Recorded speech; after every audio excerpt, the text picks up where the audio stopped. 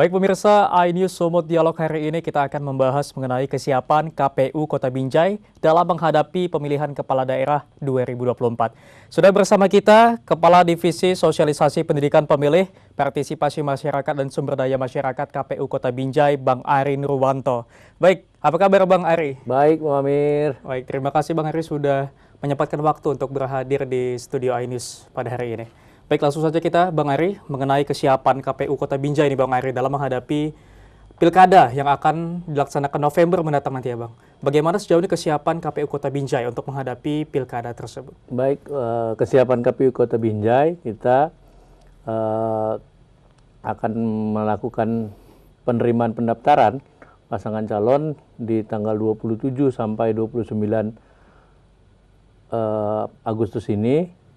Selanjutnya KPU Kota Binjai juga telah menetapkan daftar pemilih sementara atau DPS untuk pemilu Pilkada Kota Binjai itu sebanyak 219.873 data pemilih kita. Selanjutnya nanti setelah itu pasangan calon mendaftar, maka nanti akan kita lakukan pemeriksaan kesehatan dan proses pencalonan selanjutnya. Baik, Bang, baik. Untuk pemilih yang akan ikut serta dalam pilkada nantinya, Bang, itu apakah terjadi peningkatan yang cukup signifikan dari pemilih pada saat pemilu kemarin? Baik, untuk data pemilih kita di Kota Binjai ada peningkatan sebanyak 4.000 dari 215 menjadi 219. Nah, itu mungkin adalah pemilih-pemilih pemula, pemilih baru yang sudah 17 tahun atau sudah menikah dan itu dimasukkan dalam daftar pemilih kita. Baik-baik, berarti terdapat peningkatan pemilih yang cukup banyak ya Bang ya, 4.000 pemilih. Nah, tentunya hal ini menjadi pekerjaan rumah juga ini Bang bagi KPU Binjai, bagaimana untuk bisa menggait para pemilih ini. Jadi apa saja yang sudah dilakukan KPU Binjai untuk hal itu Bang? Ya, KPU Kota Binjai untuk partisipasi pemilih nantinya di 27 November itu pastinya sudah melakukan banyak kegiatan-kegiatan. Salah satunya kita sudah launching Pilkada Kota Binjai 27 November itu dengan launching maskot. Maskot kita namanya Sibilih, Bang Amir. Itu Sibilih, Bang ya? Binjai memilih itu rambutan Kota Binjai, ciri khas kita. Terus kita juga sudah melakukan konser musik untuk meningkatkan partisipasi pemilih kepada pemilih pemula. Selanjutnya kita juga sudah sosialisasi ke stakeholder, ke masyarakat untuk meningkatkan partisipasi pemilih. Bagaimana pemilih kita di Kota Binjai, target partisipasinya dapat meningkat. Kita juga nanti akan ada jalan santai. Terus ini sekarang yang lagi berjalan juga Bang Amir, ini kita lagi lomba karya tulis ilmiah. Jadi untuk warga Sumatera Utara, warga Kota Binjai yang mau berpartisipasi boleh mendaftar ke KPU dengan menulis tulisan, artikel dan sebagainya yang dipublikasikan ke media daring, ke media cetak untuk nanti kita akan menangkan hadiahnya. Selanjutnya nanti ada juga lomba selfie di TPS, juga nanti ada pas 27 November. Terus kita juga ada relawan demokrasi nantinya kepada semua segmen-segmen, semua partisipan pemilih yang harus kita jangkau seluruhnya untuk memilih tanggal 27 November 2024. Baik Bang, untuk pilkada nantinya tentunya ada pemilih dan ada yang akan dipilih nih Bang. Berbicara tentang yang akan dipilih itu pendaftaran calon ya Bang. Iya. Pendaftaran calon kepala daerah itu pada tanggal 27 sampai dengan 29 Agustus. Nah, itu sejauh ini bagaimana Bang untuk kesiapan untuk para calon-calon kepala daerah itu nantinya? Ya, pertama untuk Kota Binjai kami menginformasikan juga Bang Amir. Pertama untuk calon kepala daerah, wali kota dan wakil wali kota itu kan ada dua. Satu ada calon perseorangan namanya. Calon perseorangan sudah mendaftar, ada pendaftar di Kota Binjai tapi tidak memenuhi syarat atau TMS. Selanjutnya kita menunggu calon dari partai politik. Syarat mendaftar untuk partai politik itu adalah 20% menggunakan kursi DPR, karena DPR kita ada 35, jadi ada 7 kursi yang bisa mencalonkan. Selanjutnya untuk akumulasi suara sah itu 25%. Jadi kalau dari hitung-hitungan itu, ini Kota Binjai bisa 4 pasangan calon atau minimal 3 mungkin untuk itu. Jadi kesiapan kita yang pertama tanggal 27 sampai 29 itu KPU Kota Binjai membuka pendaftaran untuk warga Kota Binjai yang memenuhi syarat tadi dalam pendaftaran melalui partai politik. Yang kedua, di hari 29, tanggal 29 itu sampai pukul 23.59. Pukul 23 lewat 59. Jadi sampai malam hari kita terima di hari terakhir. Harapannya seluruh calon-calon wali kota Binjai ini, calon wakil wali kota Binjai ini cepat. Jadi jangan di akhir-akhir, kan gitu dia, kan di awal kalau bisa, supaya semua syarat calon dan syarat pencalonan itu terpenuhi. Jadi tidak nanti bolak-balik dan sebagainya. Betul Bang, betul. Tadi kita sudah siapkan. Kita juga sudah mensosialisasikan tahapan pencalonan ini dalam bentuk billboard, ada di Kota Binjai, ada juga baliho-baliho yang terkaitan dengan itu. Dan kami juga membuka layanan untuk helpdesk kepada bakal pasangan calon yang mau mendaftar atau bertanya atau sharing atau mencari informasi terkait dengan pendaftaran pasangan calon. Insya Allah KPU Kota Binjai siap menerima pendaftaran pasangan calon wali kota dan wakil wali kota Binjai. Baik, terima kasih Bang. Kita sudah berbicara mengenai yang dipilih nantinya Bang ya. Kita berbicara yang memilih nih Bang. Dari daftar pemilih sementara Bang ya, itu terdapat sekitar 219 ribuan sekian Bang ya. Itu targetnya berapa persen yang nantinya akan memilih atau tingkat partisipasi masyarakat berapa persen Bang? Dari 219 sesuai dengan target pemilih kita di angka 80%. 80%. Kenapa nggak ditingkatkan lagi Bang? Kenapa 80%? Ini itu target minimal. Target minimal Bang. Target maksimal pastinya 100%. Baik. Kalau mundur ke belakang pemilu kemarin Bang, tingkat partisipasi masyarakat itu sendiri berapa persen? Ya, untuk tingkat partisipasi pemilih di Kota Binjai, pemilu itu semalam di angka 78%. 78%. Berarti ada rencana peningkatan nih Bang ya? Dan harus ya 80%. Ya, karena kan pilkada Mengamir ini kan dekat. Dekat ya. Karena kan orang Binjai dekat dengan Binjai, warga Binjai, orang tahu pastinya kan. Ya harapannya pasti kita akan naik partisipasinya. Dan kita juga pastinya dengan tadi yang sudah saya sampaikan, bagaimana sosialisasi yang kita lakukan, itu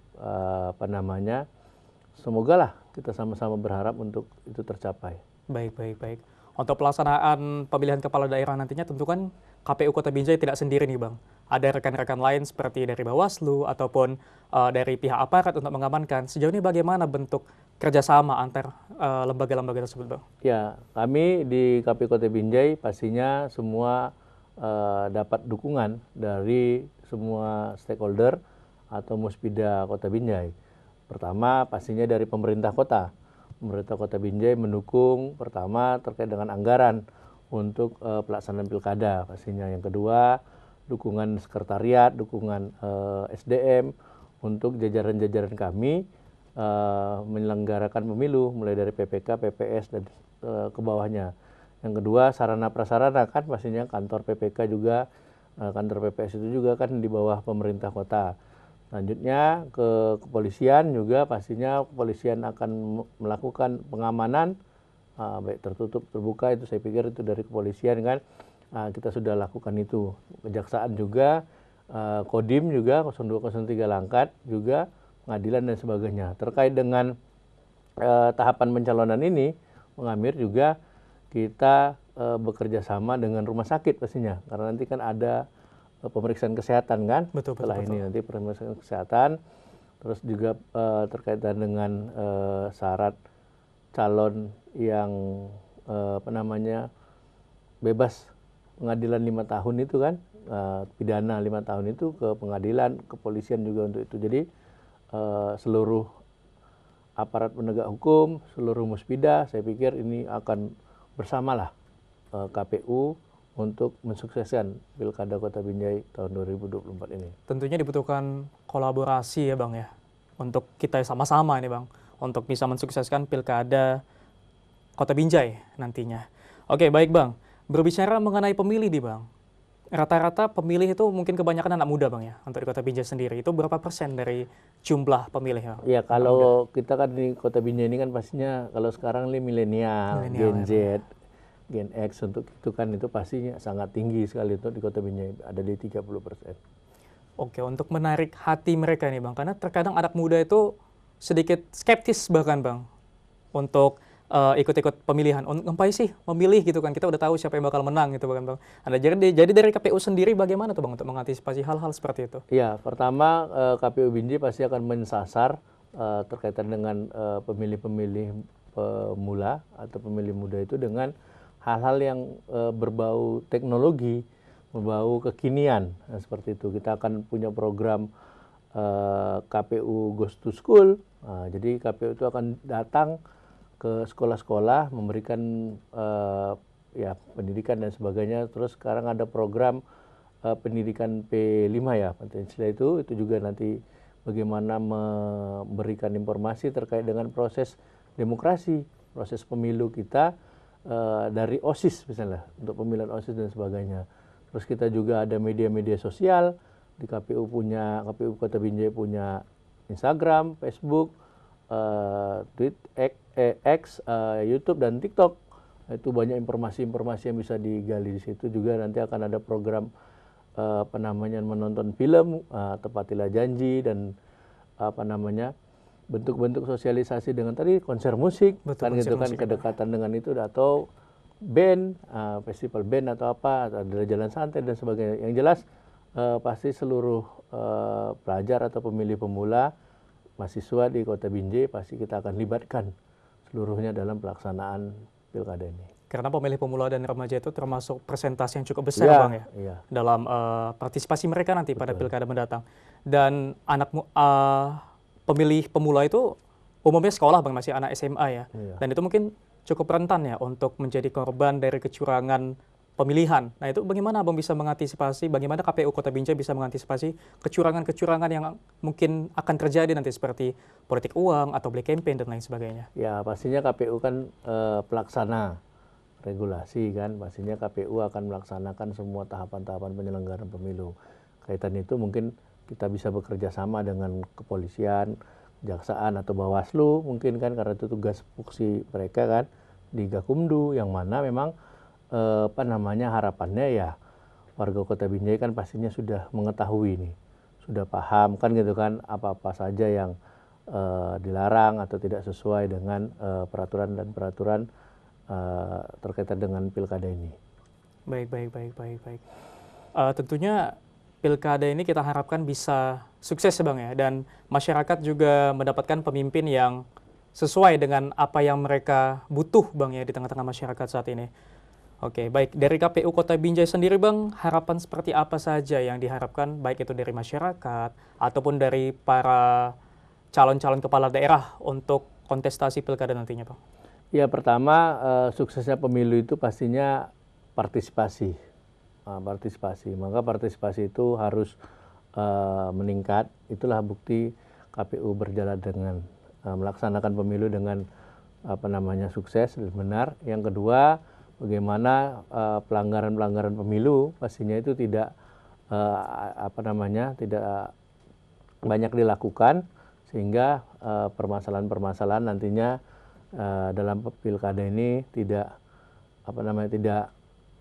menjadi sebuah arena konflik, kan kira-kira gitu kan. Maka harapan kita adalah pilkada Kota Binjai untuk kita pastinya itu harapannya adalah pilkada yang damai, sejuk, aman, tertib dan lancar. Maka harapannya kepada warga Kota Binjai, KPU mengajak seluruh warga Kota Binjai untuk hadir ke TPS nanti Rabu 27 November 2024. Baik pemirsa, itu tadi bincang-bincang kita mengenai kesiapan KPU Binjai dalam menghadapi kontestasi pilkada tahun 2024 yang akan dilaksanakan November mendatang ya Bang ya. Sudah cukup dekat ya Bang, tinggal hitung bulan lagi Bang ya. Oke, baik pemirsa, terima kasih sudah menyaksikan tayangan iNews Sumut Dialog hari ini.